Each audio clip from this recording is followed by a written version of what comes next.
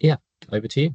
Amazing. Thank you so much. I just wanted to check my screen is still sharing. You can see the slides in front of you. Brilliant. Okay. Yeah, we've got a bit of a jam-packed agenda, all focused on marketing techniques to help bring a little bit of inspiration. It was so great to hear sort of some of your business ideas and stories just then. And there's a little small team of us from Not on the High Street today who are here to help and answer any questions that we can and give a few tips and tricks as well. So I'm Rachel. I am brand and creative director here at Not on the High Street, and I've been with the business for about 3 years. And my specialism is definitely in marketing, branding, creativity, advertising, everything about how you make your business look really appealing to a customer and can communicate it really clearly. And I'm joined by three of the team as well, who I'll let introduce themselves. Shall I hand to you first, Riaz? Shall we go in backwards order on the slide? Yeah, of course. I'm a senior paid search specialist, so I tend to, well, I oversee marketing on YouTube, on Google, on Bing, but I have oversight to all of the marketing channels that are digital. So yeah, that's me.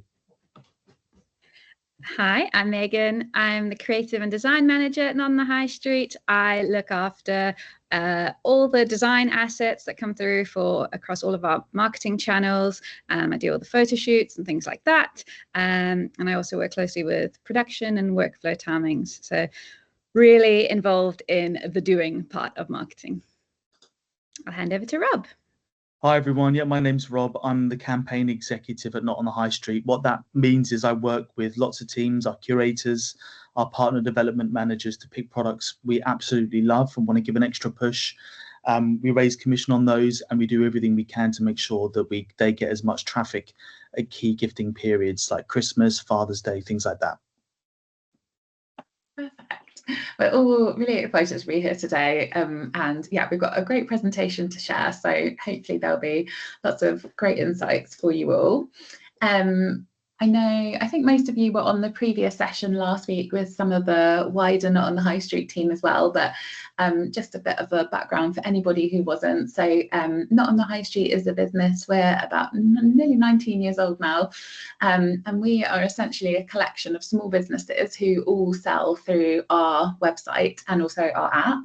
And we've got over 5,000 small businesses who sell with us, and a lot of them hand make or produce their own products by hand. Some of our partners do sort of use suppliers to curate the products that they sell, and some of our partners will design their own product and then have some manufacturer partners to help produce it as well. So a bit of a mixture of the types of businesses who sell with us, but lots are very creative, have some really unusual products, and we sort of sell everything from food and drink all the way through to art, all the way through to home and garden wear.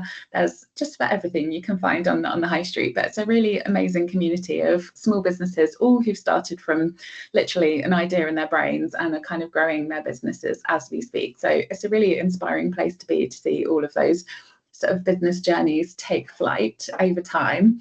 And the other thing that's like really nice to see is the brands behind their business as well. And this is one of the things that I just wanted to start with this morning, because I think their team are going to kind of do a lot of deep diving into some very sort of specialist areas of marketing techniques, particularly on sort of building communities around your business idea and how to inspire growth for your business and find new customers and try different marketing channels and how they can best work for you. But I wanted to start with talking at the heart of it as well about how to create a really strong brand for your business as well, because I think that's a really great starting place before you fire into too much marketing activity, is like really getting clear what's at the heart of your business and how you want to communicate that with your customers. So I thought it would be really helpful just to do a recap of what actually is a brand, because a lot of people think that a brand and the brand for their business is literally just a logo, and actually it's so much more than that. And if you think, you know, if in your wildest dreams, eventually your business becomes super successful and really big, all of the biggest brands in the world, like Coca-Cola or Lego or Visa or eBay or any of the big brands that we kind of interact with multiple times a day sometimes, they are actually so much more than just a logo, and they've built these brilliant brand systems around their businesses that includes a combination of the name that they've chosen, all of the colours, the sort of typefaces and the fonts and the typography that they use. They think about sort of what's their tone of voice, like how do they write and talk to their customers, what sort of language do they use, are they kind of formal, are they really friendly and chatty. They've sort of thought as well about what are the values that they want their brand to have. So are you a brand who's really friendly, or are you a brand who's confident, or are you a brand who's a little bit more mature and sophisticated? And they sort of thought about essentially like what's the personality of their brand that they want to communicate. And I think that's a really great place to start, is even just a quick brainstorm and writing down a list of words of what are the words that you would use to describe your business, and then the brand that you want to create around it. And that can really help you to start encapsulating the brand and thinking about how can I then turn that into what should the logo look like, or how should I talk about the brand, and how can I best make it into a business that's got a whole personality around it.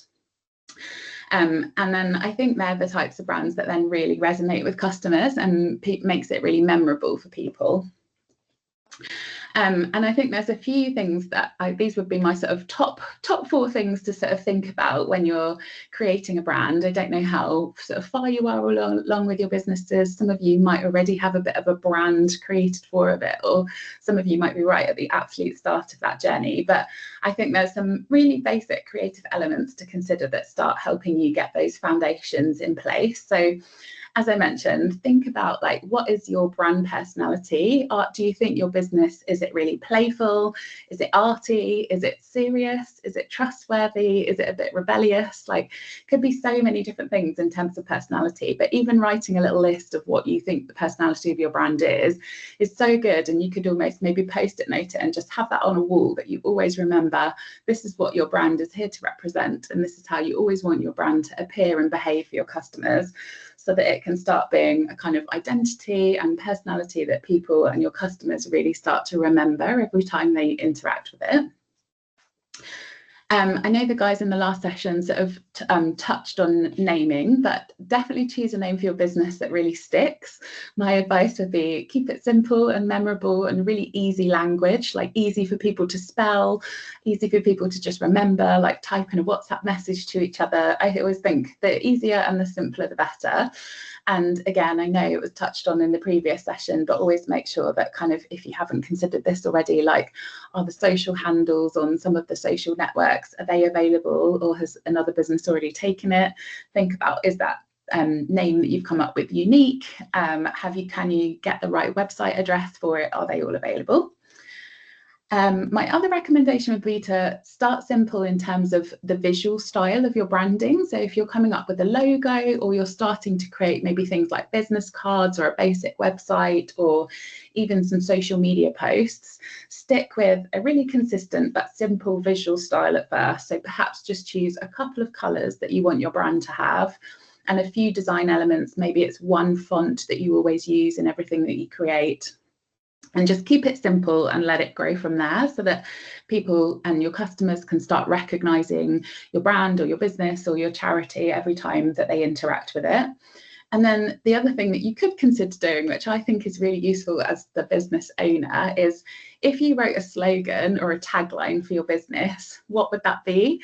And that's also sometimes really good to always keep in your mind of like, this is the ambition of my business, and this is what I want it to feel like for customers, and what I want customers to always kind of consider my brand for. So some of the most famous taglines, like Nike, just do it, have just lived on in people's minds forever and ever. And it's really interesting to think, even early on, like, what would you make the slogan of your business that just really simply and communicates to your customers what's the value that your business brings. And then in terms of sort of, if you are setting out to create a logo, my 5 key top tips and principles, and I'll show you some great examples of this in a second, but these are the kind of core principles for starting any logo. So number 1, definitely, as I said, just keep it super duper simple. If you think about Apple's Apple logo or Nike with their little tick or McDonald's with their M, those clean shapes, they're just so recognizable and really instant, like really quick for customers to just spot amongst material. They're also shapes that can be used on all different sizes. So it can be used really small, it can be used really big, you can have it on a billboard, you can have it on a website. Like, think big in terms of where your businesses are going to go, but I think keeping the logo super simple, definitely a good way to go. Make it memorable. So again, that links to like the personality that you want to add to it, that you want at the heart of your brand, and simplicity also helps with memorability. But McDonald's, for example, one of their sort of brand values and their sort of personality is joy and happiness, and they always want to kind of spread that in their marketing activity, and their M almost looks like a sort of smile at points as well, and I think that helps to make it really memorable, and it's very simple with two bright iconic colors, so keep that in mind. Definitely try and make it timeless. It's really tempting to kind of design like for things that you see that are on trend, but actually the best logos are just really classic, really simple, and they last and stand the test of time. Make sure it's versatile. So the best logos are ones that work in full color, but can also work in black and white. And as I said, they work on a really tiny scale on a mobile screen, and they work on a massive billboard as well. So make sure you're kind of not making it too complicated. Sort of simple shapes, working in black and white and in color as well is a really good tip. And then also make it relevant. So I think the Toys R Us logo is a really great example where Toys R Us is obviously a children's toy shop brand, which is really fun and playful, and they've really got that through in the logo with the bright colours that they're using, even the way that the sort of letters in the logo are sort of rounded and fun and friendly, and the little star and the R, it kind of all gives that sense of sort of childhood and playfulness, and they've done a really good job at kind of getting their personality into their identity as well. So that's where thinking about what your personality is like is really important to then be able to translate it into your logo design or your brand and sort of how that comes to life. And I thought I'd share a couple of examples from two of the small businesses who sell with us on the high street. And these are a couple of examples of brand identity and logos that I just really love. And these are both startup businesses who have started from scratch and are kind of in the process of growing their business. So this first one is a brand called Silt, and they make pickling liquids that come in jars, and then customers can kind of buy the liquids in jars and pickle their own fruit and vegetables at home. And I just really love their logo. I love that they've taken the shape of the jar, which is the product, and kind of made that into the background of their sort of logo shape, and then put the font on top, and the font is really fun and playful, and they're even kind of using like all of these sort of splash shapes that represent the liquid that you're sort of buying through their product as well. And it's a logo, as you can see in the top left, that works really well in black and white. It works in color. You can do it with multiple colors. It works like really, and it's really tiny on a jar itself. And it also works when it's much bigger, or it works on a t-shirt. And it's just really simple, really versatile and playful, which really represents their sort of brand personality really nicely. And then the other one that I loved was Two Chimps Coffee. This is a coffee brand who, again, are sort of growing their presence in the UK. But I just love the fact that even the word chimps sort of looks a bit like a monkey's tail. It looks a little bit cheeky. It's really fun. And I think the black and white is really iconic and just very simple and very easy to see. And you can see that it works across their packaging, it works on their website, it works on their signage, and sort of in their shops as well that they started to, or sort of pop-up shops that they started. And it's just a really nice example of like, it's not complicated, it's very simple. They've used a little bit of illustration to bring it to life, but actually it's so recognizable. And every time you see that black and white combination, it's sort of obvious that it's from their brand. So I thought they were really two nice practical examples of brands who've started from nothing and built really lovely brands and sort of visual identity for their businesses as well. And I just thought I'd give it a few like practical tips as well in terms of how and where you can design a logo. So if you've got it, there's some brilliant tools that are available via Adobe, like Photoshop and Illustrator, which I'm sure lots of you have sort of heard of before. But if you don't have those tools, there's also some really other easy ways to do it. So Adobe Express offer a free logo generator, which is super simple. Even if you don't have any design skills, you can literally go on there and give it some prompts and tell it what type of logo you would like to generate, and it will generate you some different ideas. Even things like PowerPoint and Google Slides, you can create something really super simple. And I really recommend like pulling a few bits of inspiration from the internet that you sort of like, and sort of looking at how you can create something similar feeling that's right for your brand. And then also 2 other tools. Canva is really great. It's very low cost, and I think there are free options within it as well to be able to create assets. And also another great tool is Hatchful, which is by a business called Shopify, who help a lot with sort of tech and websites for small businesses, and they've launched this service called Hatchful, which is really good for creating logos as well. So there's loads of ways you can do it, and even if you're not a designer and sort of that's not your strength, there's lots of ways you can do it with some of these tools that sort of give you lots of help and sort of support along the way. So they're my top tips about how to create a sort of really strong identity and brand for your business to start off with. Cool. I think I'm handing to Megs and Riaz now for marketing channels.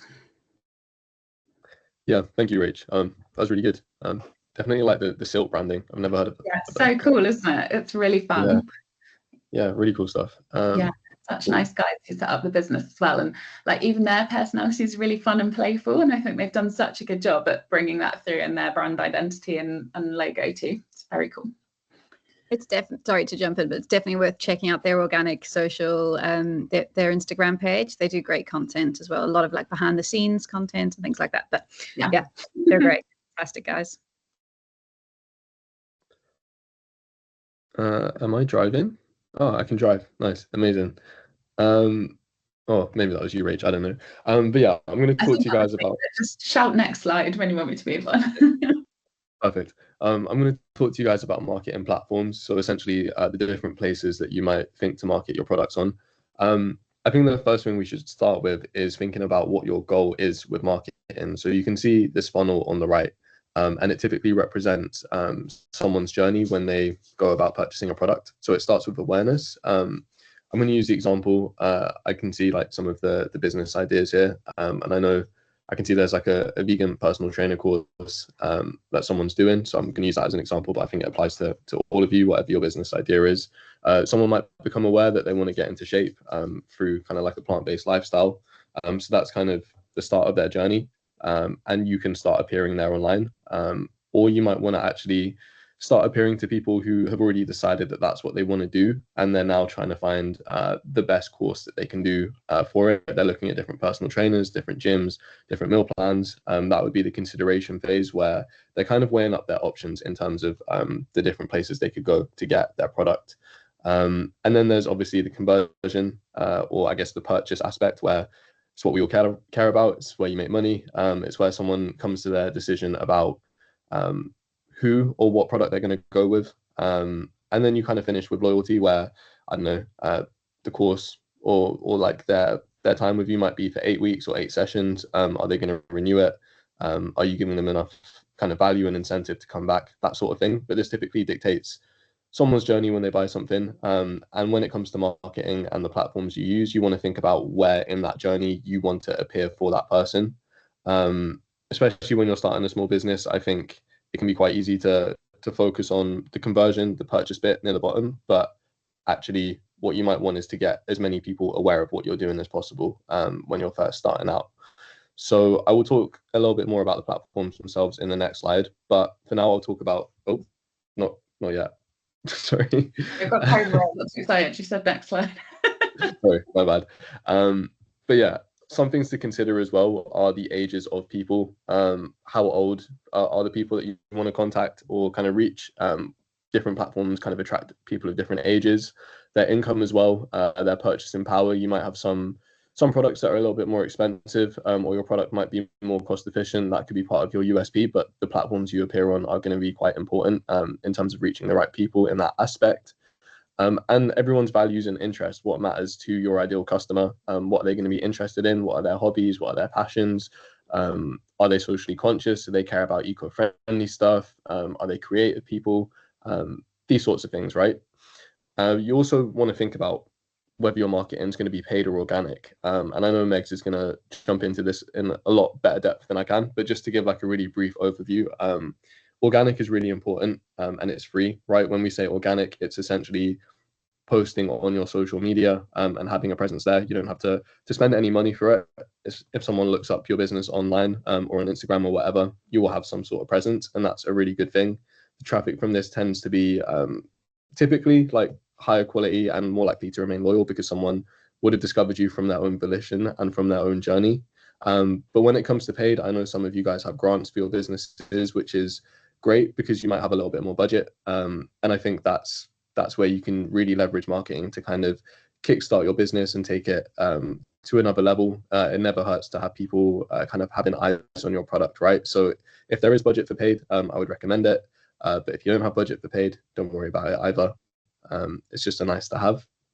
I would also look at kind of what platforms your competitors or similar businesses are having success with, right? So you might have someone, I know there's like I think it's a soap making business. Yeah, you might have someone or another business that's doing really well on TikTok for soap, but not so well on Instagram. So kind of looking at how that's working for your competitors. And I think also having good scope for it as well. You don't want to look at a business that has like 1 million followers or is like a multinational corporation, because yours is a small business, right? So you want to look at people that are kind of at the place that you want to be at, that is like realistically achievable in like the near future, if that makes sense. And then something to consider as well is how social media friendly is your product or service, right? I know there's stuff like glass painting or hairdressing, which are instantly like very visual things that you can easily make a lot of content on. So that's kind of a no-brainer. But then I think Ray, you mentioned you kind of have like some sort of like initiative, right, where it's for people that are disadvantaged, specifically children. And that might require a little bit more thinking outside of the box in terms of how you might visually represent that. And that's not to say that you can't or shouldn't. I guess it's more to say having to think about how similar charities or initiatives are representing it. Is it more the case of a feeling that you want to capture that is something that people that would gravitate towards your charity would relate to, that sort of thing. But yeah, just trying to think about what it is that can represent your product and what sort of content you can create. So now I've got some examples. If we can go to the next slide. I'll let them play and then I'll talk through them. Let me know if these are playing okay in a second.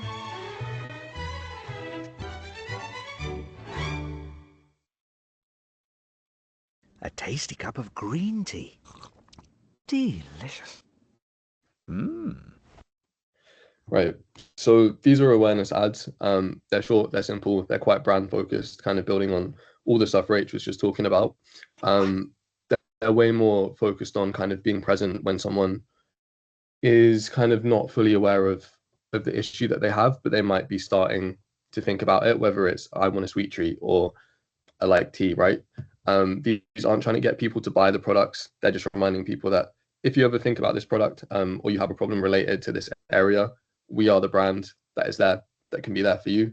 So it's not so focused on getting them to buy or anything. It's more about association more than anything. So the next time someone thinks about, I need to get my hair cut, or I want to buy some glass painted art, or I want to get a cleaner, your business will come into their mind. If we could go to the next slide, please. A tasty cup. Yeah, let's play it.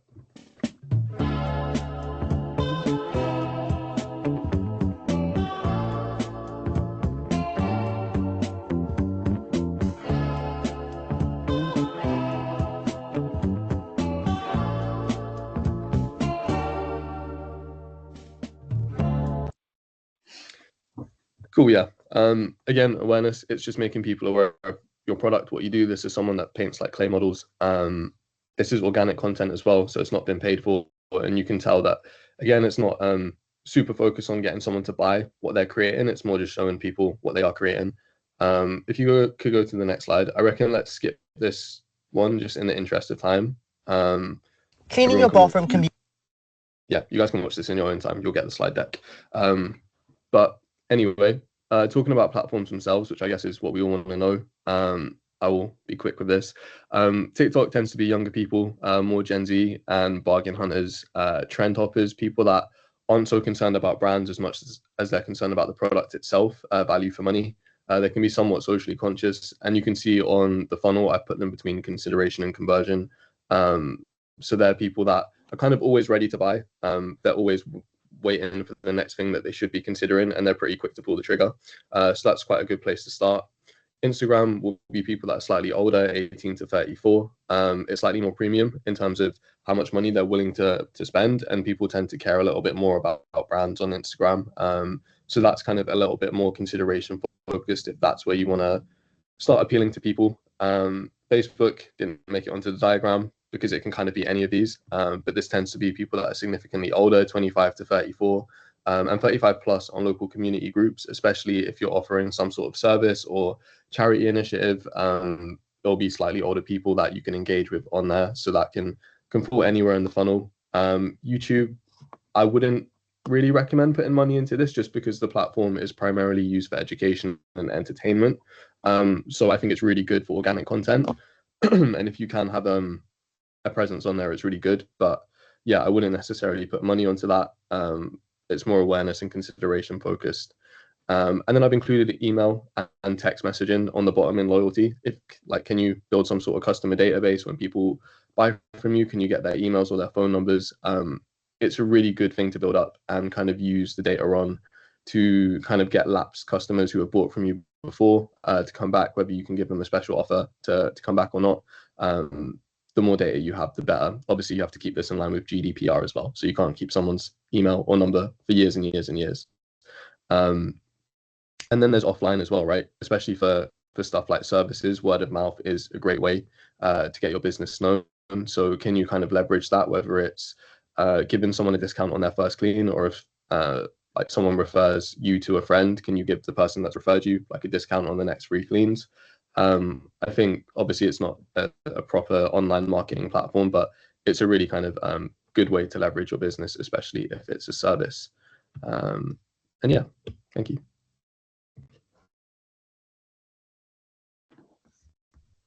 This is me. Just a couple of really quick slides as well on sort of setting up a website for your business or brand if you haven't already. Again, there's some really easy ways that you can do this. Like some of the smallest businesses that we see and have sort of eventually grown and sort of now sell on places like Etsy or Not on the High Street if it's relevant to them. Some have literally started with just setting up their business via a Facebook business page, which is totally free, and they just have it on Facebook, which people can then see the products that they're selling. Perhaps if there are like local markets that that person's going to be selling the products at, they can use that to start communicating with their customers. Or some might start selling on things like Vinted or eBay, and sort of start selling in some of those really simple places which are totally free to set up. If you are in a place where you're thinking about setting up more of a sort of fully formed website as such, there's again loads of different tools that you can use to do that. Sites like Canva or Squarespace or Wix or WordPress all have some really good free functionality, and you can get a really good basic website set up and running, and they all also do brilliant tutorials and guides of how to get that up and running. Also, Google is brilliant. They have a thing called Google Sites, and you can set up a free website through Google. Again, like so easy to set up, like even if you're not kind of very website savvy, really easy to just get a really quick landing page up and running. And then as you go, again, like my advice on all of these is like start at the absolute simplest version, and then as you go along, kind of keep building it out and keep upgrading it. And lots of these tools will also help you with kind of hosting and kind of getting a website address linked to it and different plans, and also helping you with templates. You don't have to design the website from scratch. Lots of them will already have template layouts that you can use, and really quickly, probably in less than a day, get a very basic website up and running if you haven't already. And then my top tips for kind of setting up the website are, number one, definitely just keep it simple at first and think about what's the purpose of the website. Like, do you just want to use it as like core information of like perhaps the product range that you have, or what your business is all about, or what services you offer, or what's behind the charity that you're setting up? What's the very simple sort of purpose that you want of the website to be? Make sure your branding is really nice and clear again, so that when people land on the website, they know who the website belongs to. It's really clear what your business name is. And a really good top tip is just testing it with friends and family. Like if you've got a website up and running, get it in front of anybody that you know, like any contacts, and just say, like, was it easy for you to like read the information? How did the website make you feel? You can ask them some really basic questions, and sometimes that gives you really good insight on how you can improve it a little bit as well and make it really friendly for whoever's landing on the site. Essential pages, definitely a kind of little home page. It's nice to have an about us page as well that explains who's behind the business and why it was started up. You might want to start listing your products or your services if you can, and then also really helpful is a kind of contact link as well, so that people can get in touch with you. And definite top recommendation as well, and lots of the tools that I mentioned on the previous slide will help you make sure that it's a website that works really well on phones and mobile devices as well, because the vast majority of people will visit a website on a mobile phone rather than on a laptop or a computer, and you want to make sure that it's really easy to read and it kind of works on small screens as well. But all of those tools I previously mentioned will definitely help you to do that. That's a real whistle-stop tour, but just wanted to share some of those tools because some of them are really useful and a bit hidden on the internet, so not the easiest things to find, but there's some really helpful and lots of free things or very low-cost options to get something very easy up and running, even if you're not a website building pro, which I'm definitely not. Cool. I think that's over to me now. So I'm going to do a little deep dive into organic social, and then Riaz is going to go a little bit deeper into paid. I know he's already touched on a few core principles. Next slide, please, Rach. So as we know, social media can be broken down into two categories, organic and paid. I'll be taking you through a couple key pillars to help build your organic social strategy. Next slide, please. Probably everyone on this call has used organic social at some point in their lives so far. 10 points to you if you haven't. I don't know. But if you have, this is just a definition that relates a little bit closer to how it's used for brands. So we can define organic social as a communication channel to build community. It's a place to provide information that's valuable to your customers. And it's a good thing to remember that your value on organic social can lie beyond your product, and we'll chat a bit more around that in the following slides. Next slide, please. So let's get, how many of you, next slide, sorry. How many of you want to reach your customers without spending any money? I think everyone will say yes. Next slide. Us too. So that is the great thing about organic. It's totally free to use as much as you want, but that can also make it a little bit overwhelming on where to start. So I've compiled 6 key areas with actions to take and then the benefits of those actions if they're done successfully. And we'll start with number 1, which is know your audience.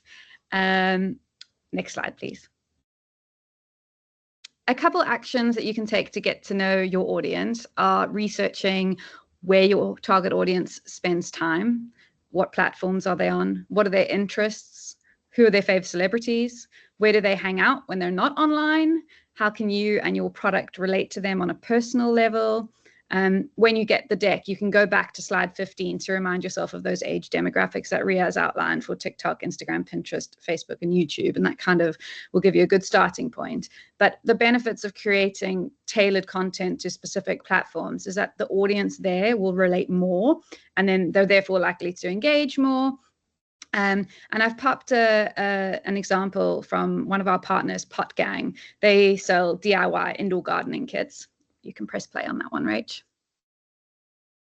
So they posted an infographic of all the places orders had been made across the country in the last month, and they encouraged their customers to see if they could spot themselves on the map, or their orders, I should say. So they used their own data to turn their content into kind of a game for their audience. And because they could relate to them, the audience related to that in a personal way. I mean, they were literally looking for their own home address on the map.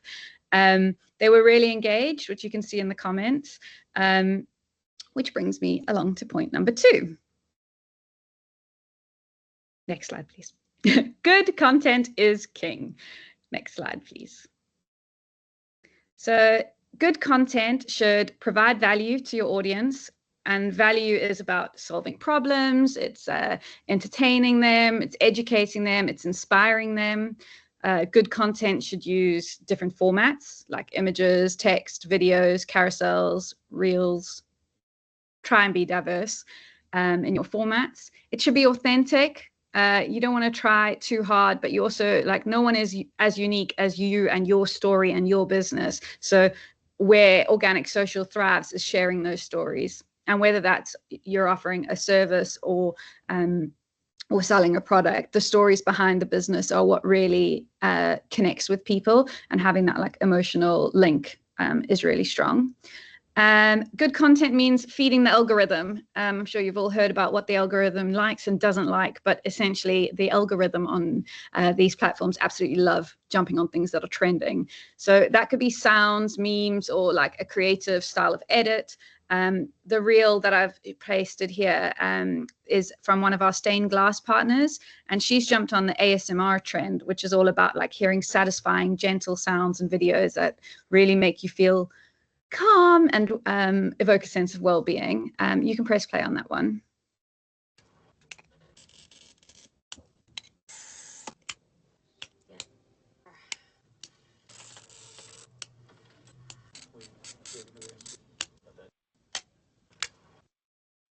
So it's a really simple video, but it holds your attention, and because of those sounds and the way that it's cut quite quickly.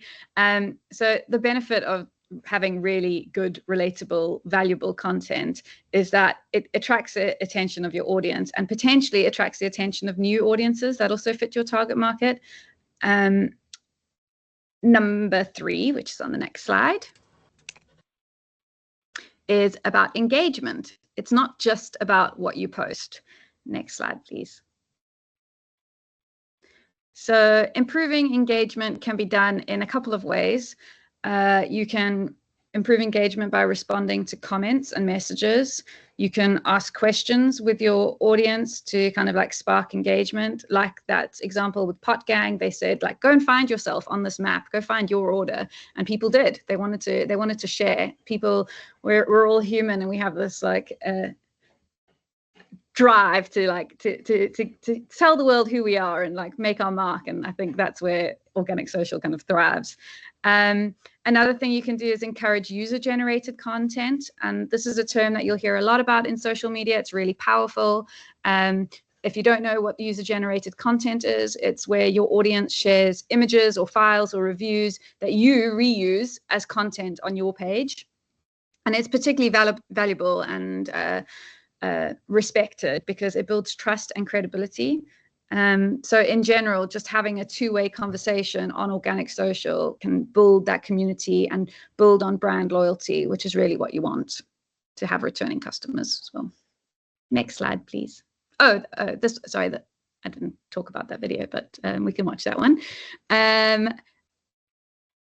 Yeah, so this is a beauty brand. Oh, sorry, I didn't do a very good job of editing that. But essentially, this beauty brand, you can go back and watch it, but they're fantastic. They respond to almost every single comment, which is very impressive. It does take time and energy, but you can see that their audience appreciates it. So point number 4 is about consistency. Next slide, please. So it's both from a content point of view, consistency, but also it's to establish your identity and your personality. It kind of goes back to what Rachel was saying in those earlier slides. Like, you want people to recognize who you are, because if they can recognize you, it means they're remembering you. And if they remember you, it means they're most likely going to go to you next time they need your product or service. So we say consistency over quantity. Don't post like 5 times in 1 week and then never again for 6 months. The algorithm doesn't like that. It's better to post kind of regularly so that you can be kept top of mind with your audience, and so that they kind of know what to expect when they follow you. The other thing with the algorithm not liking you being less consistent is that they will make you less discoverable. If they don't think that you're like constantly feeding the beast, they're not going to show you up on those discover pages. And yeah, you just want to kind of maximize every opportunity on organic social. So consistency is important. But one thing you can do to kind of maintain consistency is create a simple content calendar, even if it's just weekly themes that you stick to. Think like product launches, special offers, like bank holidays, or even like special days. You have like Pancake Day or any kind of fun day that relates to your product or service could be relevant. And then your brand USPs, your unique selling points. So if you create kind of those pillars, it can be really helpful in like planning ahead and not feeling totally overwhelmed about what you're going to post and when. So this is a friend's business, a friend of mine's business. It's only new. She only started a couple months ago, so she doesn't have thousands of followers. She actually just celebrated getting 1,000 followers. But I thought I'd share her here because she is in the early stages, and I thought it's pretty impressive how she's kind of structured her page. So you can see she's created highlights. I don't know if I mentioned, she runs a decluttering business. So she organizes and declutters people's homes. So she's created highlights on her page, and you can see she's got reviews, befores and afters, storage solutions, tips and tricks for decluttering. So these are her content pillars that she like consistently posts about. But as you can see, they're not necessarily all selling her product or service, but they do provide value to prospective clients who are interested in topics related to what she does. Next slide, please. So next slide is all about leveraging analytics. And I'm going to take you through 2 examples from our own Not on the High Street Instagram, where we've done this successfully to maximize our results. So for Valentine's Day this year, instead of creating a brand spanking new video, which we could have done, but it takes a lot of time and energy, we had a look at what performed well last year for Valentine's Day. We shared this reel, and it was all about it was a cocktail making kit, and this partner, it was a product, but we did a whole recipe around the product, and that was the video. So in 2024, we posted and it got 76,000 views. Pretty good. So we thought, let's see what happens if we post it again. And we did, and it got 187,000 views this year. So really low energy, but we have yielded great results from repeating. And I think that is the great thing about social, is that we are all bombarded with so much content that showing something that resonated well once, there's no harm in doing it again. And maybe you'll be discovered by someone new. The next slide is just another example of a similar thought. It doesn't necessarily have to be the exact same piece of content. So another example is our celebrity gift guides. In January, we tested out this new creative execution style that matched celebs to products on our site and what we'd buy them. So we started on Instagram, and we saw that the first post that we did with Kate Middleton, which we said what would get Kate Middleton for Mother's Day, did really well. It had over 100 likes, it had 5 comments, and people were even saving the post, meaning they were holding on to it to go back and look at it another time, maybe for inspiration for someone in their life. So we reiterated the design, this time focusing on another celebrity who fell into our demographics interests. This was Zoe Sugg. And this time the post got 250 likes, 13 comments, and even more saves. So since then, we've kind of used this information and this insight and included this type of content as one of our key content pillars for Instagram. We do this for every campaign. You'll see some of our Father's Day going live at the moment. But what it's done is it's allowed us to review what's working and what's not. We also we have a look at what's performed really badly, and we just don't repeat that kind of content. And it allows us to make decisions quickly. So we are now confident about what our audience likes to see. We save time because we're not coming up with totally new ideas every single time, but we're leveraging what works. Next slide, please. Number 6 is all about patience and persistence. Next slide. Organic social growth takes time. And I think that's really important to see. We have all shared some bigger brands, but as you saw with my friend's business who started a couple of months ago, it does take time. It's slow, but it can be worth it. But we're just advised setting kind of realistic expectations to avoid spending additional pressure and time on social media. We know that it can have a negative impact on your mental health. So be realistic. It won't happen overnight. And that's it for organic social. I have a little slide to summarize on the next one. So define your goals and your audience, create high quality, engaging content. Consistency and scheduling will prevent burnout. Engage and interact with your audience. Analyze your content and adapt to what's working. And then manage your expectations and celebrate the wins. It's really important. And I'll hand over to Riaz for a bit more info on paid. Cool, thank you. Yeah, so Megs, that was all really helpful stuff, and a lot of the same things apply to paid as well. There's a lot of overlap between the two by the nature of them being on social media. But yeah, sometimes you just need to give things a kickstart to get the ball rolling. Excuse me, and that's where paid comes in. Organic takes time, and you have to stick with it. Sometimes you don't have loads of time. So that's the benefit of paid if you do have access to the funds. Next slide, please. So back to this funnel. I know you guys are probably sick of it, but I think it's really imperative when it comes to paid. Defining your success is key. The benefit of online paid marketing is you can literally quantify how much you're paying for every action someone takes upon seeing your advert. So you know if the investment is worthwhile. You can see how much it costs you for someone to view your video for every single view. You can see it for every single click. You can see it for clicks onto your website or onto your page, like social media page. You can see how much it costs you for someone to make an inquiry and how much it costs you for someone to actually buy your product, having seen an advert. And the benefit of this is that if you're running these adverts with the hope of getting loads of people buying your product, but you're running a type of campaign that's geared towards getting traffic onto your website, you're going to be unhappy about it. If you're trying to get people to buy it and people are just clicking and not buying, you're going to be upset.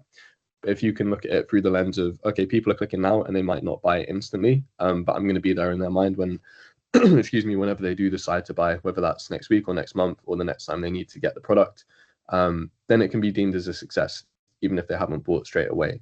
The further down the funnel you go, the more investment you'll likely need. And I think this is something that's worth keeping in mind. So if you have a big budget, you can probably try doing more campaigns for purchases. But if you have a smaller amount of money, I would say, I don't know, something less than a few £100s for the month. I would say focus on your upper funnel, kind of getting people to be more aware and consider and engage with your brand specifically. Next slide, please. Thanks. So in terms of how to run them, I know that this is probably what the most useful thing for you guys would be. The problem is it takes a long time to explain it. So what I've done is I've linked courses that are free, provided by Meta themselves and TikTok themselves. But for whatever platform you want to do, if you decide to go down the YouTube route, or even like Pinterest, every website will have its own free courses that anybody can do. They're really comprehensive. They're what I did when I first got the job. Part of my training was to do these courses in my own time. So they're extremely comprehensive and they're built for someone that has no marketing knowledge background. I didn't know anything about marketing when I started and I was able to pick it up. So yeah, if I can do it, anyone else can. But yeah, check them out. They can be really niche and really specific for your specific business needs. And they'll walk you through how to use the platforms, et cetera, et cetera. Sorry, I've also got really bad hay fever. So yeah. So I would also recommend YouTube tutorials. They're really helpful, both generally in terms of anything, not just marketing specific, but when it comes to marketing, there's some really, really good content on YouTube. It really is, Ella. I'm suffering. I would also have your creatives and copy ready to go. So A/B testing is really good. A/B testing is essentially having two different styles of creative or copy. So you might have, I think Meg showed a couple of videos that were doing really well for Not on the High Street. If we were to A/B test them, we might take one video that did really well and we might have a second idea that's either similar to that, and we think it's a little bit different or completely different, and we'll run them at the same time in a paid campaign. And because you get the reporting on your results, how much it costs you for every click, how much it costs you for every sale, you can literally see which creative is doing best, and you can then take those learnings into your next paid campaign, into any of your organic content. And don't be afraid to use organic content in your paid advert. So if you have a video that's done well on your page organically, you can use it in a paid advert as well. No one's going to judge you for it. It's a smart thing to do, like Meg said, with the low energy, high reward thing. A really important thing for paid campaigns is knowing your audience, so you can choose to target people based on their interests, on their location, their age, their gender, etc., etc. The interest can be really niche as well. You'd be surprised at how much, I guess, Facebook and Instagram know about your online activity and what you might be into and what you might not be into. Yeah, these algorithms are very powerful. So understanding that and being able to tap into that is really helpful. One thing to note is the more specific you are with your targeting, the more expensive it's going to be. So something like, I don't know, vegan personal training, I imagine if that's online, you can target that countrywide. Whereas if you're like a hairdresser, you're probably going to want to target that way more locally. And that will cost you more if you're targeting locally. The smaller the audience that you're targeting, the more it will cost you. So that's something to bear in mind.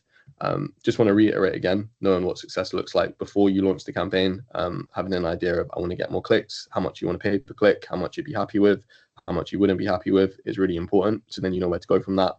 And also following on from what Meg said, if you find a winning formula, run with it and also iterate on it. If you find that a certain style of creative does well, a certain idea or concept does well, play around with it, try build on it.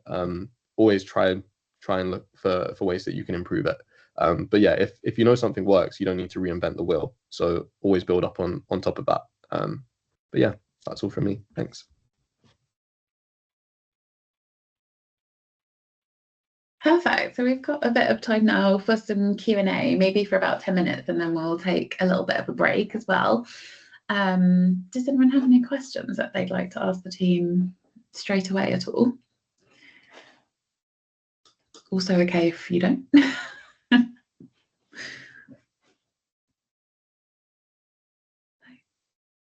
Maybe nothing right now. We could always go to a quick break, and then if anyone has any questions when we come back, we could also use a bit of time then to have a bit of think there was one, Rach. I think.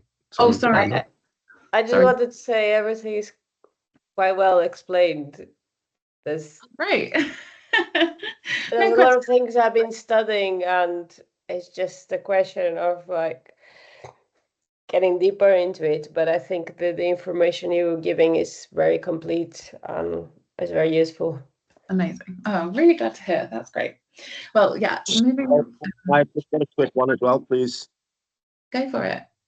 Yeah, so obviously you're talking about growing the brand and sorting the logo and stuff.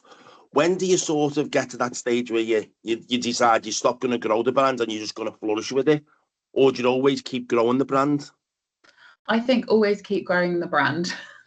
I think the best brands will always kind of like, as I know I keep saying it, but start with simple, start with the kind of first version of your brand. And then as you see your business grow, maybe it's that you see your business or the charity or whatever it is, like particularly do well with a particular type of customer. And you think, actually, I should change my logo a little bit around that, or change my brand, or change the type of content that I'm producing around it a little bit. I think the best brands are really good at kind of staying true to the heart of who they were and not constantly changing what it looks like, but at the same time, like growing and testing and iterating and adapting to what they see working really well and what they're seeing success with, and kind of moving with that as well. Does that help answer that question? Yeah, it does. Would you sort of link into other brands that have the same sort of morals and as yourself as well? Yeah, definitely. Like, so good to look at competitors or other brands or other sort of business types that are very similar to yours. Have a look at what they're doing. I think it's really good to, if there are a few competitors who are doing very similar to you, think about like, well, what does make yours a bit different? Like, is it that you've got a different product selection, or is it that you've got a better story behind your brand, or you're making a product in a better way? Like, what's the kind of special point that is your point of difference between other brands, and then how can you communicate that a little bit to the customers as well, whether that's through content on social, or whether that's describing why your business or brand is better than some of the competitors on the site. That's also really good to look at, but definitely good to always have an eye on your competitors, what they're doing, what their branding, what their content, what their marketing is like, and also seeing what they have success with as well, because you know, we constantly look at competitor brands to our brand and see, okay, you know, this piece of content has done really well for them on social, like how could we take inspiration from that and sort of do something similar and change it slightly so that it's right for us. But I think that's some of the beauty of marketing, is seeing what other people are doing in the same space, taking inspiration, iterating from it, sort of testing with new things. And a lot of it is just constantly testing and learning and seeing what resonates with customers, particularly in the social space, which changes really fast. There's so many people on social, so many brands on social, and there's no, also if a piece of content goes out on social, for example, and it doesn't do very well, that doesn't matter. You still learn that that type of content, you know, didn't work particularly well, but that's fine. That's like really good learning, and you can just go from there and sort of keep improving it and keep growing it, really. Megs, you've got your hand up too. Yeah, Ray, your question just kind of sparked a thought, and something that is also, I think, really relevant in looking at others, but then also looking at who you can collaborate with is a fantastic way to gain additional exposure. It's something that we do at Norths. We collaborating at the moment with Gardeners World and Mumsnet and a couple of other big brands that have kind of similar interests, but maybe we haven't tapped into all of the same people. So if there is a brand that, big or small, that has maybe a similar audience to who your business or your product or service focuses at, like definitely like approach brands about collaborations and try and like expand your exposure that way too. Yeah, cool. Thank you so much. Cool. Any other questions before we have a quick break?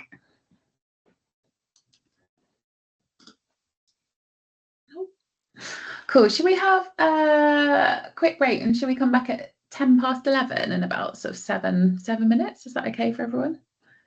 Cool. Sounds good. All right. We'll see you at 11:10. Thanks, everyone.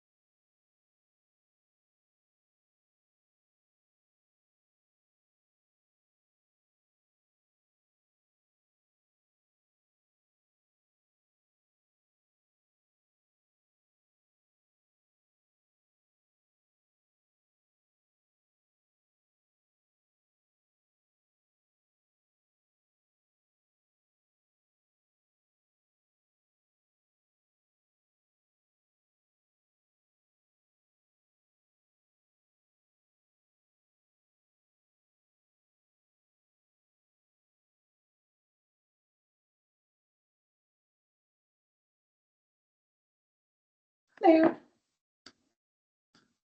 Is my screen still sharing? Oh, good. Please, yeah. Yes. Perfect. Rob, we're going over to you for the final little bit. Thank you very much, Rachel. Are we all here? Shall I wait, maybe give it like another minute or so? Yeah. Or Let's give it another few seconds till we see everyone. I'm sure that'll be good. Looks like we've got quite a few people back. We've got like one last section to go and then a final Q&A as well. So yeah, we should finish nice and on time, I think. Thanks, Rachel. Yeah, I will do my best. I know I've got 10 minutes and I will do my best to blast through this so that we do come in on time. But I'll try not to rush, but do let me know if I am rushing just a little bit. So yeah, hi everyone, I'm Rob. As mentioned, I'm campaign exec at Not on the High Street. I work closely with everyone that's already been speaking today. And I'm going to be covering building community around your business. Can I get the next slide, please? Yeah. With YouTube. So it's expanding out more into a specific area of what we've already been hearing about.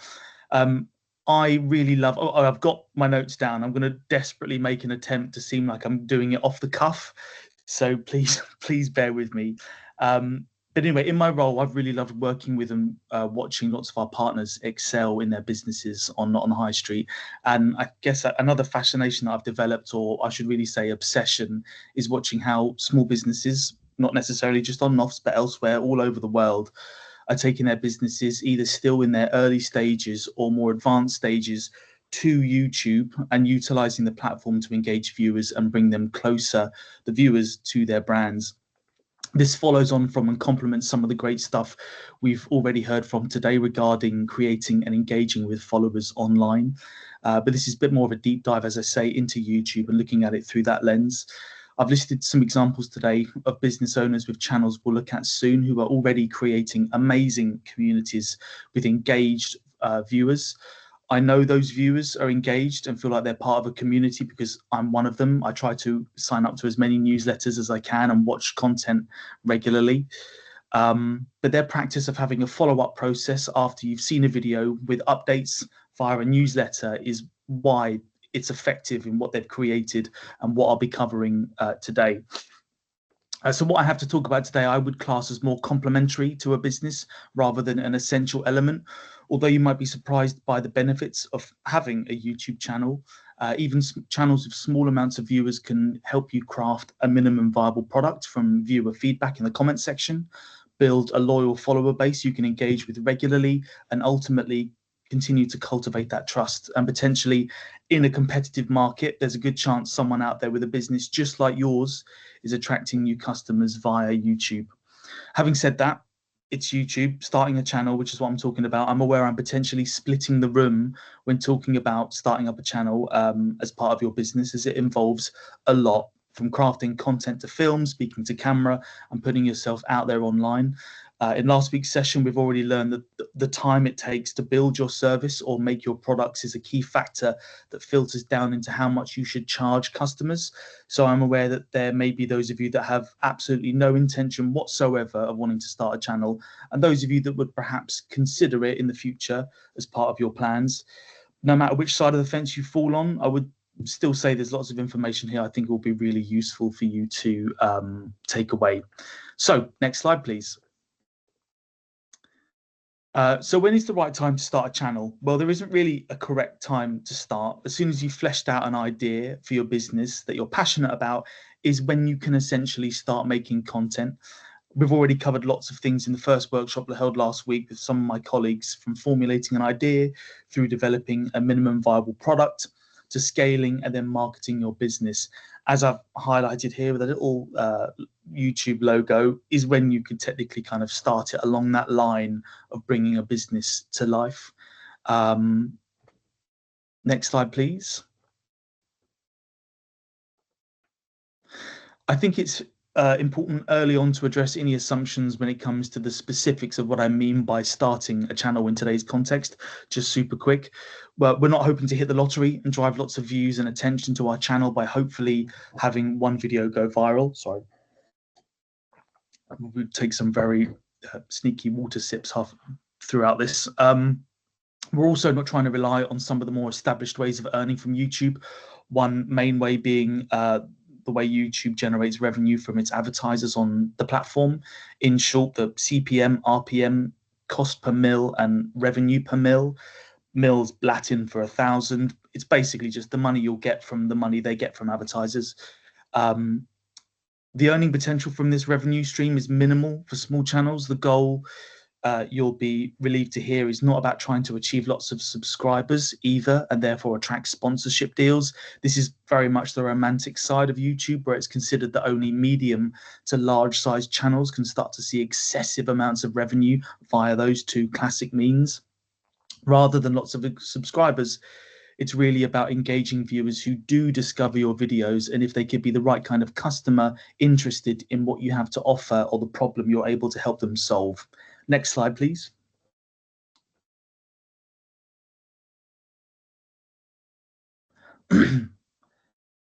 Rachel, I wonder if I can do it. Oh no, I can't hear you, Megs. Oh, Is she there? Hello, I'm so sorry. Some builders have just turned up to my house much earlier than I was expecting. No worries. Right, can I possibly just hand over to you to present just for 2 seconds, and then Of course, yeah. the slides? I was going to say, Sorry. I was like, I don't think she's there. Okay, we're not due until like 12:30. What a little surprise. I'm so sorry. Oh, do I present? Oh, I don't know how to do that. There should be like a share screen, I think, in the top right-hand corner. There you go. I'm here on standby if you need me, Rob. I can do it also. I've got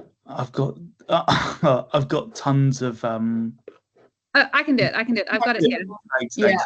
I'm so sorry. This is the habit of living solo. You're the only person to do the lab. Hello, Rachel. Was it this slide, Rob? That's the one. Here we go. Right, tell me. I can't. Sorry, we none of us work in teams every day, so we're a little bit shy. But can you see that? Is that okay? We can see it. It is a bit weird when you're presenting. You can't actually see it yourself. Yeah. But yeah. Meg.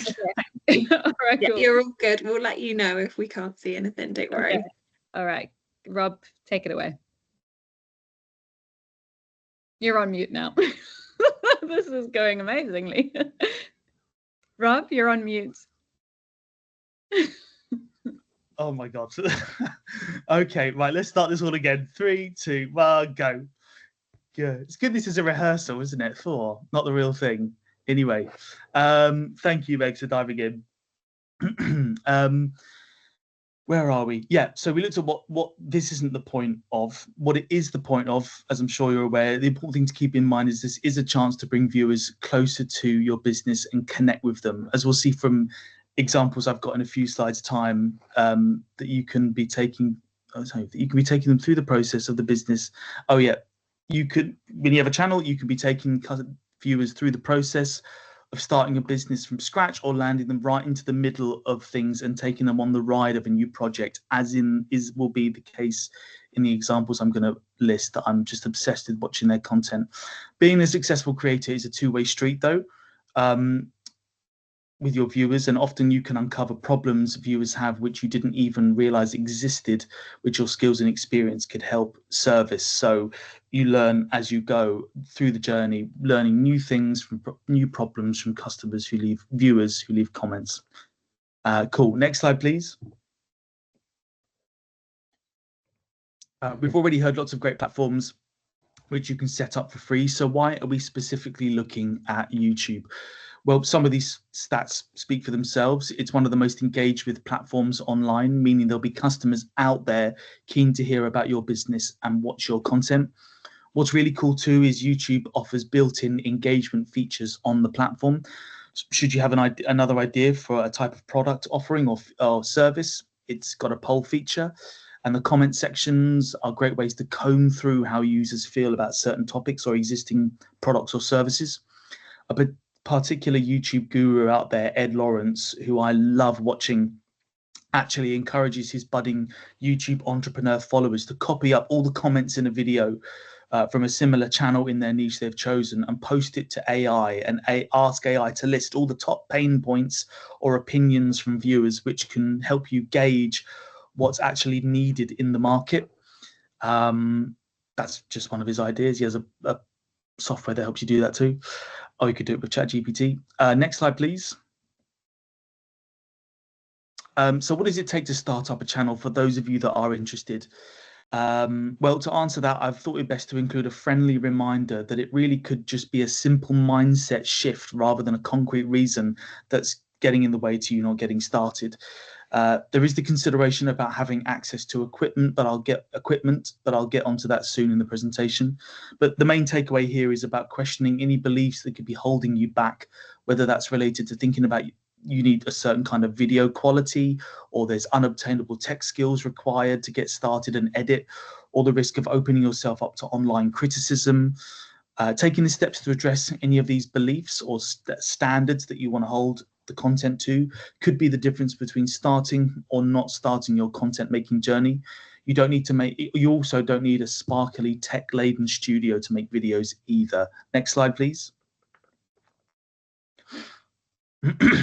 So we've discussed so far where starting a channel sits on the business timeline, the correct motivations to have when thinking about starting one, and addressing any subtle mindset shifts required that could open you up to more the world of content creating on YouTube. So let's have a look actually at who is out there doing it and have started their journey. Putting together this slide was actually one of the funnest and easiest parts for me, because already I watch a wide range of content creators slash business owners online. First up is Tim Coa. I think it's useful to maybe run through a few of these. Tim Coa at the top, he found a simple solution for parents needing fun and practical ways to add name tags to their children's school belongings or clothing with his Stickers for Kids business. A lot of his content involves him painstakingly taking you through the types of equipment he uses, the different kinds of printers, and how he's evolved the equipment he uses, or cool new ideas for stickers he's trying, and many of the pitfalls he'll share with you that he's encountered along the way. Below that, I've had the best time recently watching content from Matt Estley as he takes people on his woodworking journey. He takes viewers through a range of content, from the trials and tribulations of recent fun projects to cool new products that he's building. Recently, on his website, he's showcased these really cool craft knives he's made, and the effort that's gone into crafting the wooden handles. I'm definitely going to buy one. The way that he enthuses about it and walks you through how he's built it, I'm going to buy one for sure. I'm lost on my notes. And his style blends business knowledge that he's got from many years of building his experience with a fun, bubbly style, the way he engages you. Next slide, please. And next we have Nizcha, who helps teach people about personal finance. I specifically included her to show that it doesn't always have to be about having a physical object that you sell. It could be about finding a way to share knowledge you have in a compelling and easy to follow way, and that engages and above all helps viewers with everyday problems that they have. But the main point I wanted to share with all of this is that Nizcha represents the fact that while she brings years of experience as an investment banker to her channel, helping boost her credibility, you don't have to be a guru on YouTube in order to take up space in your area of business. As is the case with our first example, Tim. He found a passion, discovered a problem to solve, and took people on his journey to a successful business. And people were keen to watch him join on his journey. He's a guide, Nizcha's a guru. You don't have to be a guru. You could just be guiding people and taking people on your journey. That's all that's required if you want to start a channel connected to your business. Next slide, please. Trying to fly through this. Cool. So why the crux of this presentation?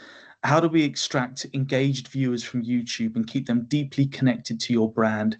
It's not a new discovery that businesses use newsletters as a way to stay connected to their customers or viewers and keep them informed. But how they utilize this tool can vary widely and is often underutilized, especially by content creators. First and foremost, the most handy thing is you're taking this viewer off of YouTube.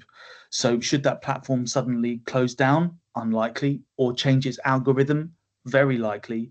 You have the viewer's email address to communicate with them directly in future. But again, as we've heard earlier, you can't necessarily have it forever, but you've got them. You've extracted someone. This is a key element which brings into focus the fact that videos you make are primarily top of funnel awareness activities, as this is a callback to what Riaz says, which is very correct. And as a content creator with a business behind the videos, you're in a unique position where you have lots of options to engage your emailing list with.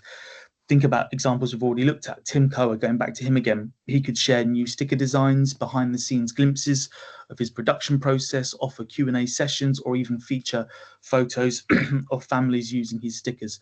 You can do that on other organic platforms, but YouTube's, the content's a lot longer, but a lot more you can fill it with.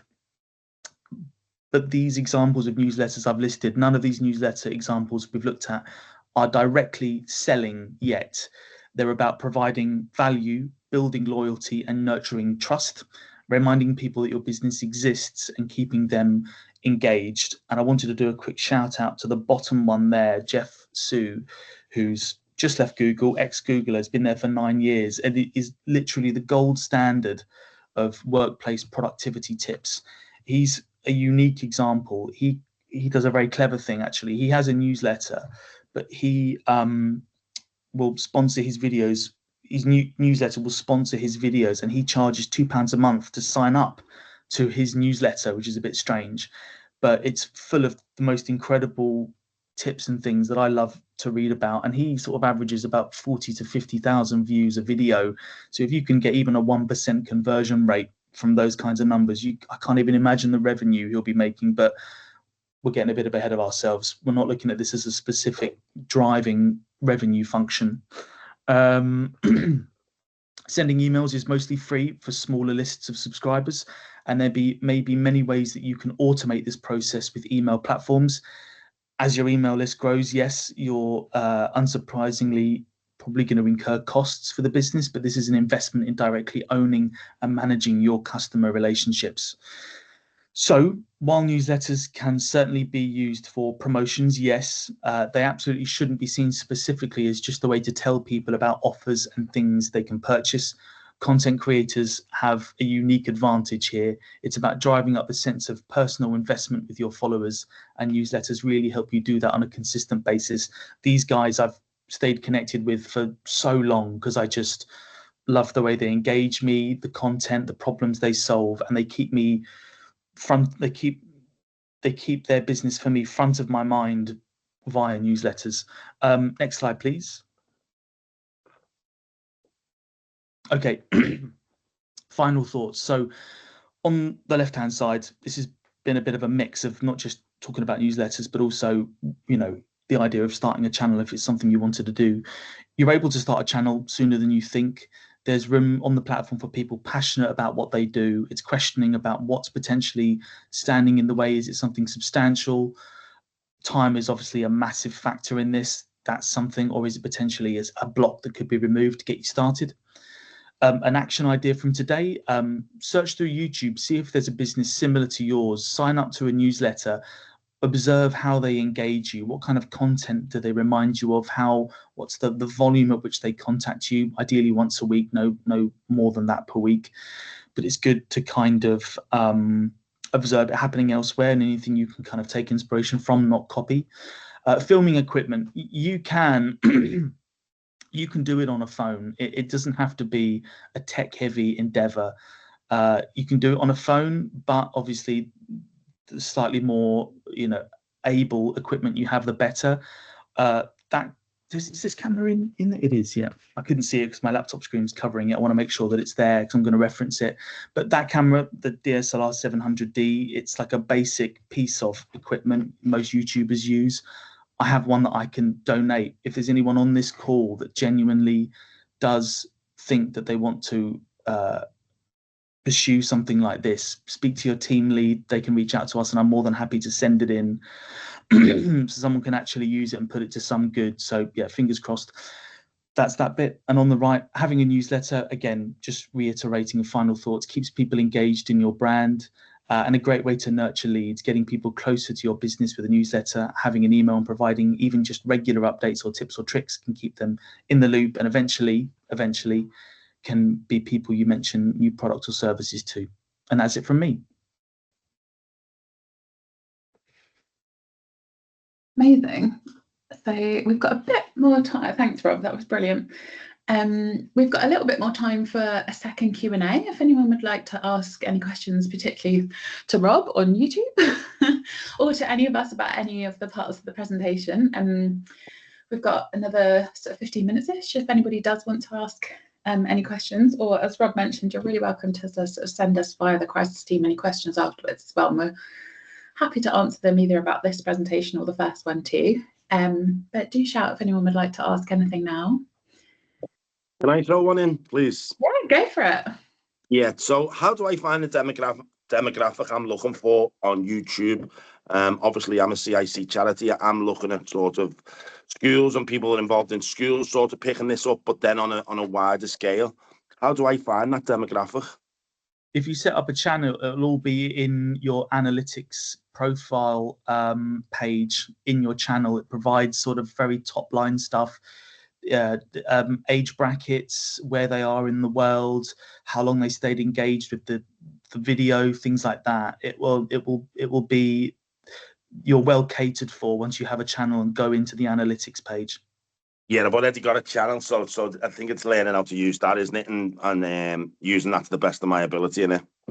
Yeah, and it is very surface level. You know, I mean, again, loads of useful stuff that it provides you. But I mean, I could compile a list about how better to understand your audience from a YouTube perspective and maybe send it in. But yeah, please. Obviously, I'm really impaired, so anything like that's really, really good for me to sort of pick out the bones, if you know what I mean. Have you, and you've not been to that analytics side of your channel yet? No, we've just, I'm putting, I've put a podcast out there onto YouTube, a couple of other little bits, and the second podcast goes out next week. So I haven't even looked at that side of it, to be honest. If you head online and find out how to navigate to that, and I think straight away that will answer a lot of your questions. They're so detailed in how to use different parts of your back end of YouTube that you should get the answers you need pretty quick. Cool. Can you also, if possible, could you just do a quick bullet point of what I should be looking for and send it to Mike to send to me, please, if you don't mind? Just so I'm looking at the right stuff and not. Obviously, with me being visually impaired, I'm going to have to zoom into everything. So what I'm zooming into, try and make it as dummy proof, if you know what I mean, for me. Yeah, of course. I could put some helpful pointers together. Yeah, definitely. Thank you so much. I appreciate that. No worries at all, Ray. Joanna, did you have a question as well? I started doing the clothing and posting it on my artist Instagram, and now I'm opening a new Instagram page, TikTok at the same time. Amazing. So what I'm more concerned now, opening a page with starting from 0 followers, is how any tip about what gets viral, or how you started, how Not on the High Street started, any like from the experience of creating these. I can see you have like loads of followers, like any like trouble you got in the beginning, mistakes, or going on YouTube. I'm talking about mental health and supporting people through their journeys. People who can have who are neurodivergent, or maybe entrepreneurial types, creative types. There's a lot of going past my fears of criticism and showing my own experience is a bit. It's been a challenge, but I would like to know, on your brand, what were, is there any formula? I obviously have seen stuff online. There's people that are pros on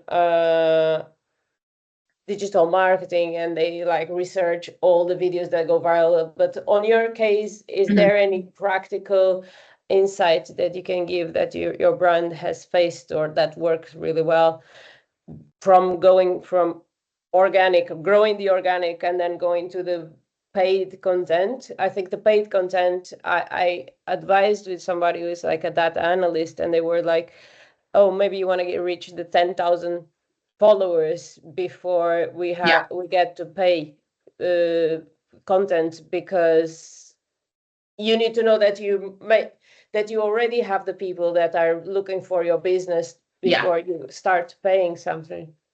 Yeah, I think that's good advice to start with organic first, and then once it's grown a little bit, move into paid for sure. The number one thing I would say is only share what you're comfortable with sharing. Like, don't share things that you feel forced to share. But it sounds like you've got so many potential authentic talking points to talk to people about on platforms.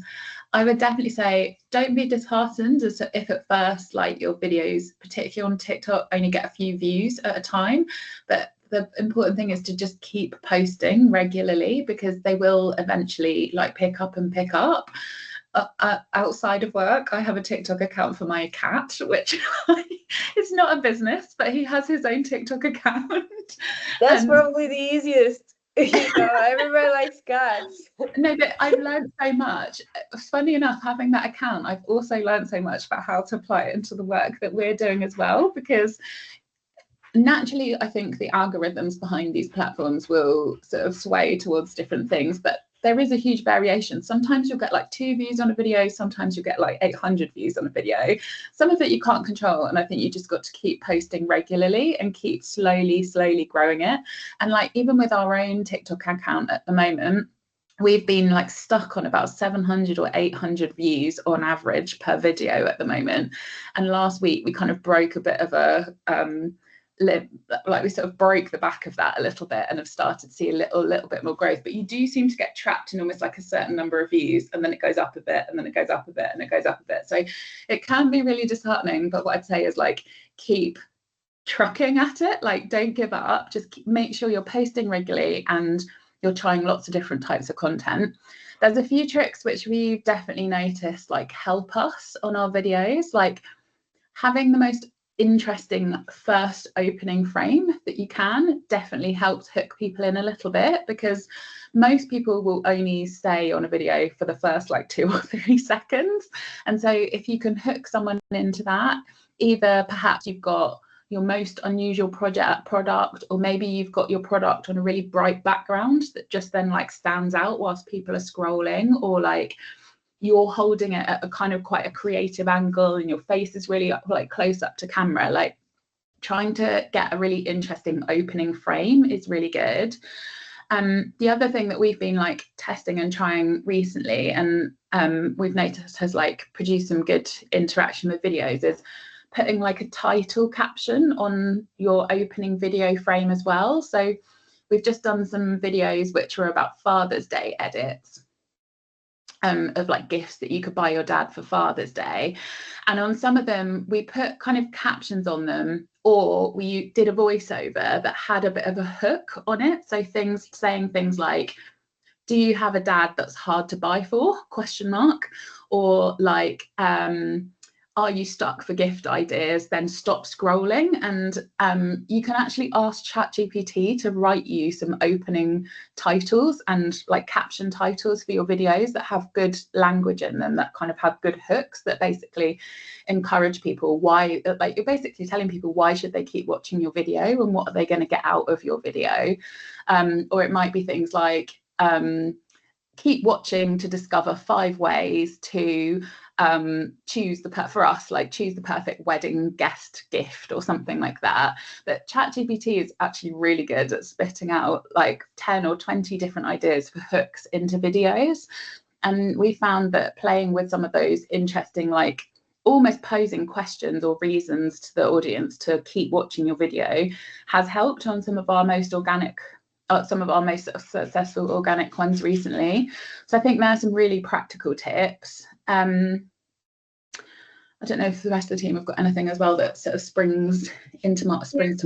Oh, sorry, the only other thing I was going to say as well is particularly on TikTok and also on Instagram Reels, but watching what sounds particularly are trending at that moment and then trying to jump on those. Like I noticed both on my personal account and then also our work one as well. Once we jump either into a video trend or into a sound trend, there's also much more interaction with it.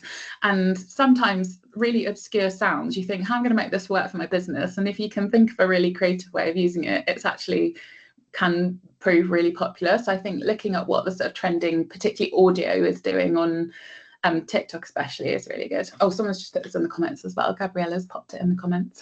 Joanna, one other really, it's a bit more practical, but if you do have an Instagram for business page, they've introduced a new tool called Trial Reels. So if you are creating Reels, you can post it and it shares it with people who are not in your current audience. So that's really interesting. So and then it kind of like gives you feedback into like who did respond to this video. So it feeds, and that's all a free organic tool that Instagram's just done. So definitely worth looking into Trial Reels on Instagram business pages. I did the other day I decided that I was going to do a talk for artists about mental health and how to thrive as an artist, and suddenly I got Women in Art supporting me. They just posted a video I recorded in my room saying I was going to make an event. I didn't even had it planned properly. I said I'm gonna make pressure on myself, and then they shared and I was scared, and I had about 6,000 views, although on the talk I had pretty much nobody and live, but I can record the content was recorded and maybe can go on YouTube, maybe I can do small clips. But what I find it really hard in my case, as a creative as well, I find it difficult to have this consistency. And I wanted to ask as well if even on the cat TikTok, there was a moment that I was just posting every day and I was creating hype. People were kind of hooked, wanting to see more. But as I have to organize more things on the background, like the shop, everything is so much time consuming. I lose the energy of creative energy sometimes, and I want to understand what is somehow the sweet spot, because for me at the moment, posting every day, and then if I'm going to have a personal account where I can grow as an artist and people can see me growing and evolving and me as an example, but then having the clothing and events, maybe I can get help for that. But is posting, for example, 3 times a week been enough for any of you, or definitely an everyday thing that if I'm opening now a shop, a TikTok and an Instagram, I don't want to be just completely burning out and not doing anything on my personal or the other ones. So what is any tip on that? I think Joanna, you're saying all the right things. Your knowledge is absolutely spot on. I think this is not a race. It's a marathon. It's not a sprint. It's a marathon. You have to pace yourself, and even if you might have the content, maybe you have 5 pieces of content or 3 pieces of content ready in 1 week, stagger them. Like you save it and post it the following week. 1 to 2 pieces of content for a small business per week is more than enough. Really? You will burn out if you are trying to produce that much content on your own. What do you mean with a piece of content? You mean a video or a video or a photo? You mean everything, like posting once a week? I mean, it's slow, but I don't know. There's a reason why content creators is a full-time job. So if you're trying to run a business on top of being a content creator, you're going to burn out. It's too much for one person. For one. Exactly. So don't put that pressure on yourself. Like we have, I can't remember how many times a week we post, but we literally have like 3 people who work on our social media account. So don't compare yourself either to these massive brands, because there's no way. There's teams of people doing what you're trying to do in your own capacity. So I think that's what, like, the point about, like, manage your expectations and, like, don't be so hard on yourself. It sounds like you're doing fantastically. I mean, 6,000 views on a video is really, really impressive. But yeah, in terms of if you're asking how many pieces of content to produce a week, I guess, I don't know, I would say like 1 to 2 is more than enough to, like, kind of maintain a steady flow of, like, engagement. Because when you say, you actually use you actually said feed the beast, and that's not liking that when you post a lot and then you stop. And then I feel that I have a personal account I don't use I don't post since 2019, and I share one video from my art account into there, and my stories in the account I'm posting every day had 72 views, and on the other one was 170 something, and I never post in there. So, and it doesn't seem that the account isn't healthy, because you can see that if you've been shadow banned or not. This is for me ridiculous to be looking at all these things, but it's just, I feel like so much effort going into that, posting every day, and then I got really demotivated when I see that another account that I do nothing about it suddenly, it's really, really frustrating. Can I just quickly add to that? That was a deliberate strand I didn't really talk about in my thing from a YouTube perspective. I know that this potentially doesn't apply to you, Joanna, because you're speaking about TikTok and stuff. I would say from a YouTube angle, any more than 3 videos a month, you're doing incredibly well in my eyes. Like, I wouldn't expect any kind of 2 to 3 videos a week from a YouTube perspective, but it's a different animal. But because I do think that 1 a day is such a brutal schedule, even for TikTok. But yeah, like 3 quality YouTube videos a month, that's pretty good. 3, because you're advertising to a very specific strand of customer on YouTube, rather than trying to appeal to the masses and everyone all at once. That's just the YouTube perspective. I know it's different from what you're talking about too. And what's the length of the content that you are sharing? Is that small clips that you can actually share on the other platforms? Like, sometimes on YouTube now there is like these vertical videos, or is that like long chats developing a theme to more detail? Go on, Rob. Oh, this might be you, Megs. Are you talking about repurposing, Joanna? Well, I'm talking about the content you share on YouTube. I also read, like, I heard this week, like, it's a lot more difficult to go viral on YouTube. So if we observe that there is a pattern that goes viral on YouTube, it's very likely that it's going to go viral on all the other ones, in terms of like what people are watching.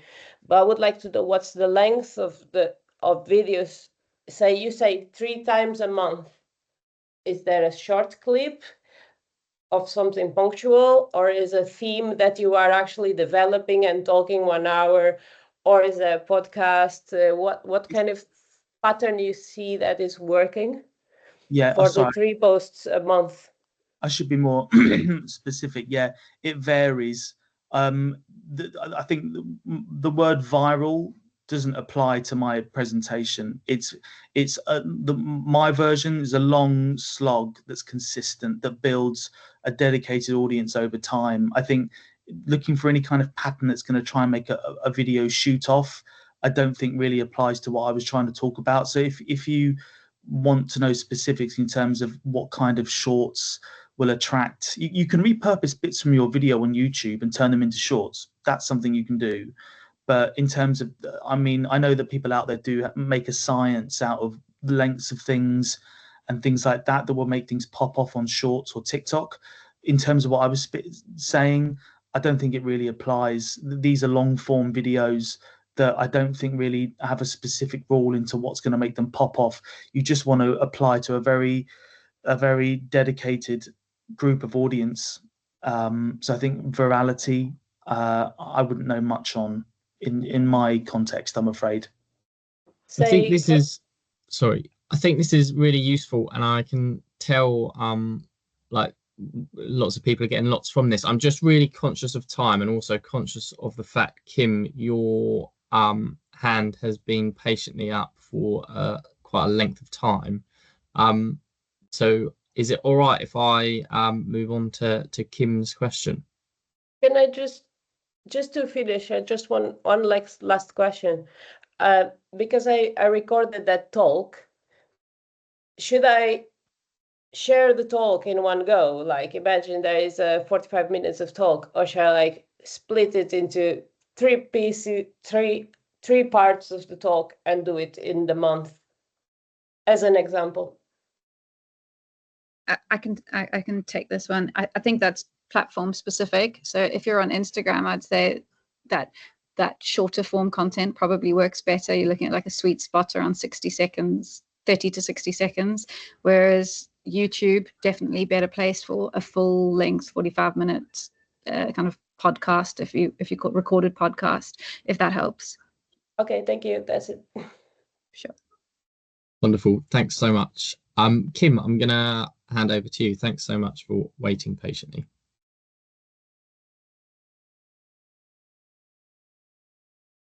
I'm afraid we can't hear you. Do you want to write it in the chat?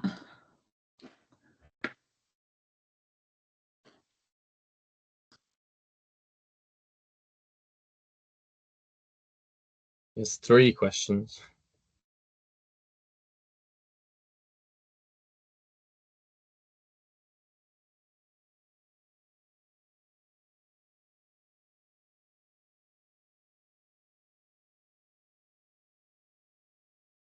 Just while Kim is typing, Gabriella has a question. I don't know whether anyone can briefly answer it, but it says, can anyone help with advice about old content online that you need to get taken down?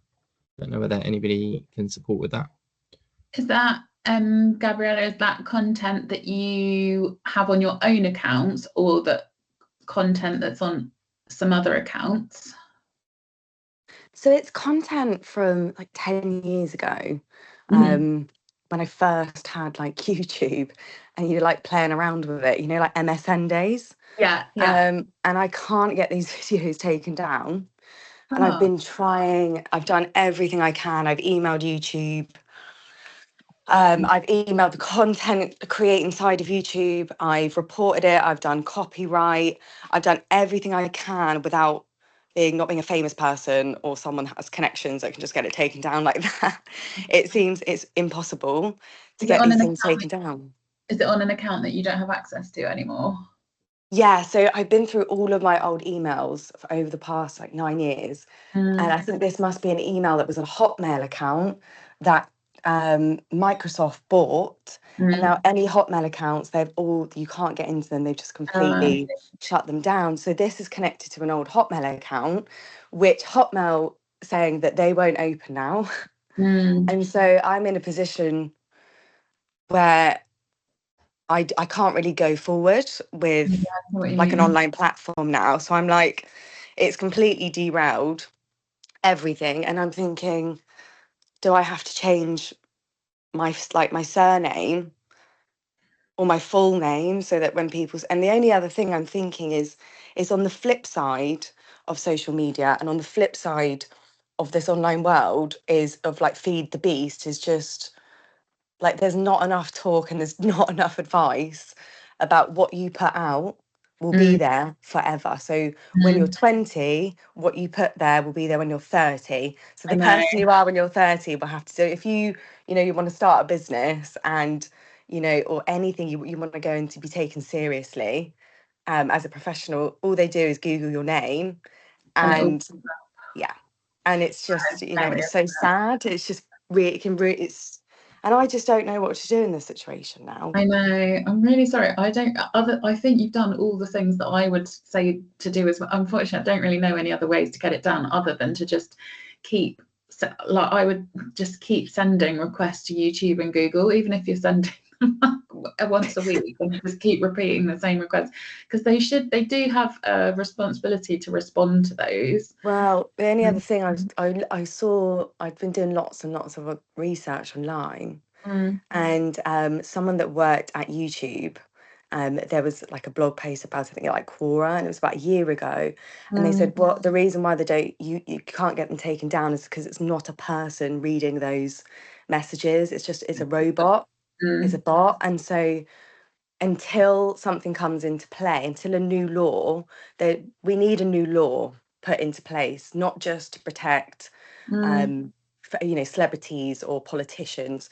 We need to protect just the average Joe, because we are just as exposed, and it ruins our life just as much. And unfortunately, not like those people, we don't have anything to fall back on, and it can ruin the average Joe's life. So I think that then we need, I know it's kind of hard to reach for, but we need a new law put in place that actually protects us, so that we can have content removed and we put out. It's just so sad.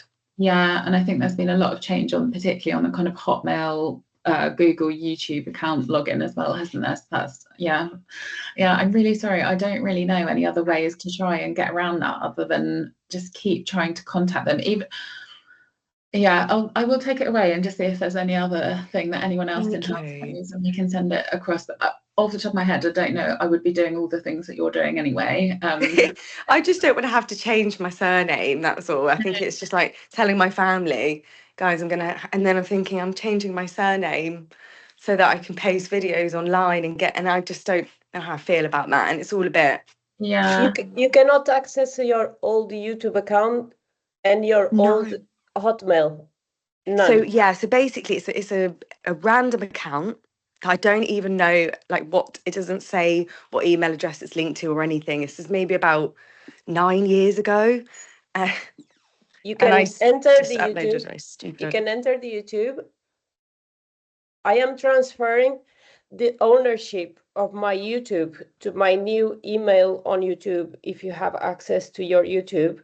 And with Hotmail, I had a problem that I couldn't access my Hotmail. But then when I start paying Microsoft £1.99 a month, they give me access. And now I'm trying to cut with that Hotmail and use a Gmail and transferring my ownership from my YouTube to my new Gmail. It takes a week to get all the things transferred. I don't know how much access you have, but I am blocked out of my Instagram account as well, and I cannot delete it, and I can do anything because somebody hacked.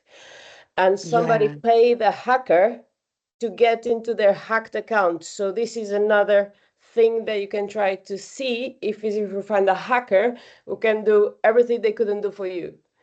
I was thinking that I was trying to find the thing is it's hard because it's not connected to an email address. So for example, that Hotmail account, I thought, right, that's the only other thing it could be connected to. But what it does is it asks you, and sorry for everyone that doesn't want to know this stuff, but it might become handy in the future. But it asks you what your security password is from back then, and then another question, and then it asks you what your password could have been. And so I gave the answers of what I thought it could have been.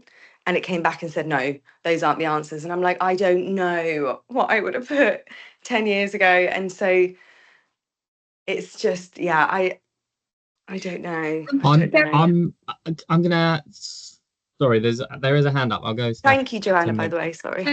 Gabriella, I have spoken to Riaz on the side. If you would like, we can try and get our YouTube representative to give it a bash. I am not making any promises, but Riaz has said that they can ask our YouTube representative if there is any further advice, because that's a human, and sometimes that can help. But again, we can't promise any success, but hopefully speaking to a human might be able to get I understand. Thank you. Oh my gosh, can I just say, from the bottom of my heart, I am even hearing that there's a potential road we could go down is let's hope. But I mean, it's worth asking, because I have dealt with coming up to a robotic wall myself multiple times. But if we can move on to Kim's questions, maybe. So I'm just gonna jump in. Thank you, Joanna. So because of the time, we're sort of running 15 minutes late. I'm gonna ask, if possible, that we answer the questions offline. I can see Rob's actually jumping in already, answering some of the questions, so I think that's phenomenally helpful. Thanks so much. But we have to close this meeting now because we've got meetings to be in. So I'm really sorry for those who questions we didn't get answered. But I do want to say a massive thank you to the people from Not on the High Street, the team from Not on the High Street. This has been like super useful, and it's obviously started lots of discussion and really been inspiring. So really appreciate it, and also really appreciate you taking the time to offer contacts and, you know, offering cameras and all of that sort of generous things that goes well above and beyond. So super grateful. It's been really interesting. But I am sorry that we have to close it without answering everything. But if people have questions, get in touch with me and I can forward it on to the team at Not on the High Street. And yeah, I'll just hand over to Alice in case there's anything Alice wants to say. Thanks, Mike. Yeah, I just second everything you've said. I hope everyone's got something really useful out of this, which it sounds like you all have. And yeah, sorry we've got to wrap this up, but I know me and Mike have to dart off elsewhere, and I'm sure they're Not on the High Street team need to as well. So I will follow up with Rachel after the session. So if you do have questions, please do pass them to Mike and we can see if we can get anything answered after. But yeah, a massive thank you to the Not on the High Street team. As always, both workshops have been amazing. So we really appreciate your support. And yeah, thank you so much everyone for joining. Really a pleasure to do the workshops, and yes, please do send your questions and we're happy to answer them via Rob and Alice. Brilliant. Wonderful. Thanks. And Rob, thanks so much for answering the questions in the chat. That's really helpful. But Kim, if there's anything else, just get in touch with me via email. Thanks so much everyone. Great to see you all. Really appreciate